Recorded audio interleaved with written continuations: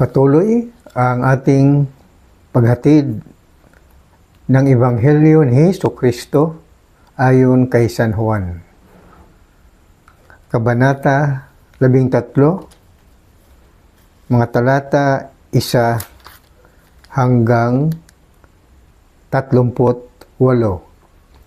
The Gospel of the Lord Jesus Christ, chapter 13, verses 1 up to 38.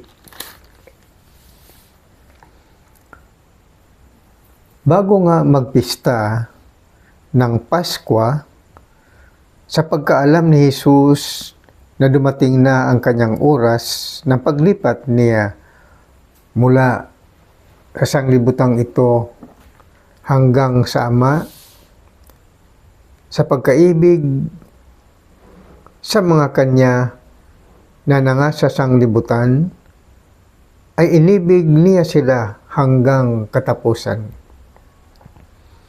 At habang humahapon, nang mailagay na ng Diablo sa puso ni Judas Iscariote, na anak ni Simon, ang pagkakanulo sa kanya, si Jesus sa pagkatalastas na ibinigay na ng Ama ang lahat ng mga bagay sa kanyang mga kamay, at siya ay nanggaling sa Diyos at sa Diyos din paroroon, ay nagtindig sa paghapon at itinabi ang kanyang mga damit, at siya ay kumuha ng isang tuwalya at ibinigkis sa kanyang sarili.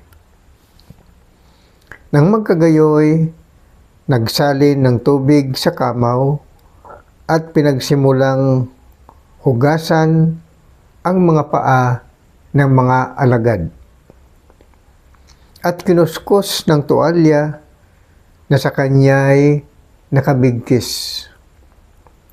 Sa gayoy lumapit siya kay Simon Pedro, sinabi sa kanya, "Panginoon, hugasan mo baga ang aking mga paa?" Sumagot si Jesus at sa kanya'y sinabi, "Ang ginagawa ko'y hindi mo nalalaman ngayon, datapwat mauunawa mo pagkatapos." Sinabi nga sa kanya ni Pedro, "Huwag mong huhugasan ang aking mga paa kailanman." Sinagot siya ni Jesus, "Kung hindi kita huhugasan, ay hindi ka magkakaroon ng bahagi sa akin." Sinabi sa kanya ni Simon Pedro, "Panginoon, hindi ang aking mga paa lamang, kundi pati ng aking mga kamay at ang aking ulo." Sinabi sa kanya ni Jesus, "Ang napaliguan na ay walang kailangang hugasan maliban ang kanyang mga paa, sapagkat malinis ng lubos at kayo'y malinis na, ngunit hindi ang lahat." Sapagkat naalaman niya ang sa kanya'y magkakanulo, kaya't sinabi niya, "Hindi kayong lahat ay malilinis." Kaya nang mahugasan niya ang kanilang mga paa at makuha ang kanyang mga damit at muling maupo. At sinabi niya sa kanila, "Nalalaman baga ninyo kung ano ang ginawa ko sa inyo? Tinatawag ninyo akong Guro at Panginoon, at mabuti ang inyong sinasabi sapagkat ako nga. Kung ako nga na Panginoon at Guro ay naghugas ng inyong mga paa, kayo naman ay narapat ding mga hugasan ng mga paa ng isa't isa. Sapagkat kayo'y binigyan ko ng halimbawa upang gawin naman ninyo ayon sa ginawa ko sa inyo. Katotohanang sinasabi ko sa inyo, ang alipin ay hindi dakila kaysa kanyang Panginoon. Niyang sinugo man ay dakila kaysa nagsugo sa kanya. Kung nalalaman ninyo ang mga bagay na ito, kayo ay mapapalad kung inyong mga gawin. Hindi ko sinasalita tungkol sa inyong lahat. Nalalaman ko ang aking mga hinirang. Ngunit upang matupad ang kasulatan, ang kumakain ng aking tinapay ay nagtaas ng kanyang sakong laban sa akin. Mula ngayon ay sinasalita ako sa inyo bago mangyari, upang pagka nangyari, kayo'y magsisampalataya na ako nga. Katotohanang sinasabi ko sa inyo, ang tumatanggap sa sinumang sinusugo ko ay ako ang tinatanggap, at ang tumatanggap sa akin ay tinatanggap ang nagsugo sa akin. Nang masabing gayon ni Jesus, siya ay naglumihanan sa Espiritu at pinatutuhanan at sinabi, Katotohanang sinasabi ko sa inyo na ako'y ipagkakanulo ng isa sa inyo.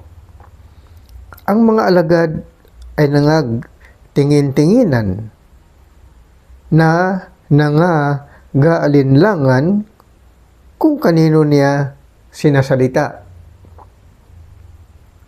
Sa dulang ay may isa sa kanyang mga alagad na minamahal ni Jesus na nakahilig sa sinupupunan ni Jesus.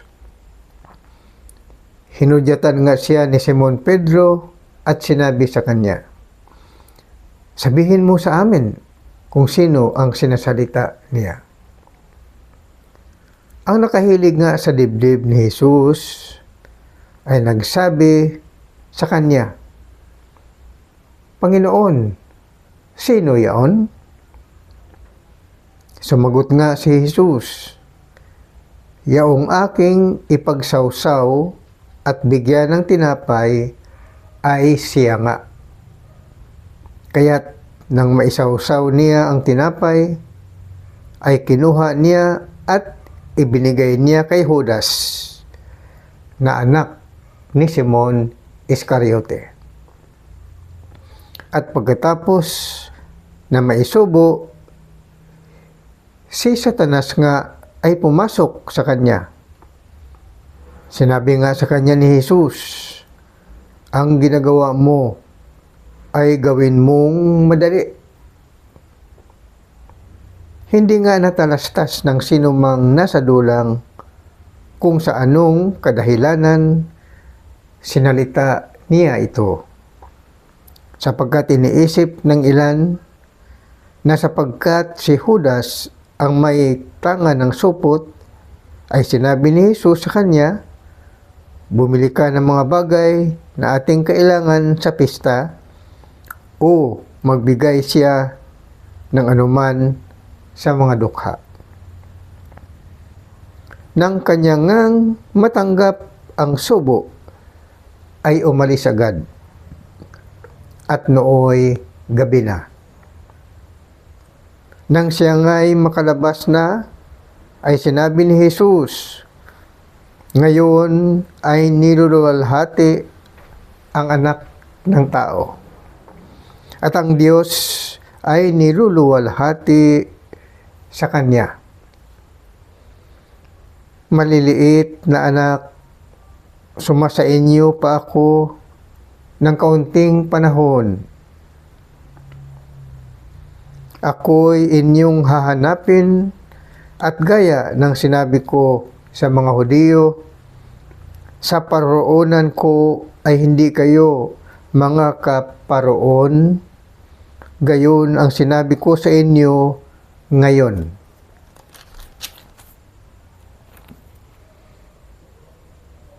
Isang bagong utos ang sa inyo'y ibinibigay ko, na kayo'y mga ibigan sa isa't isa, na kung paanong iniibig ko kayo ay mga ibigan naman kayo sa isa't isa.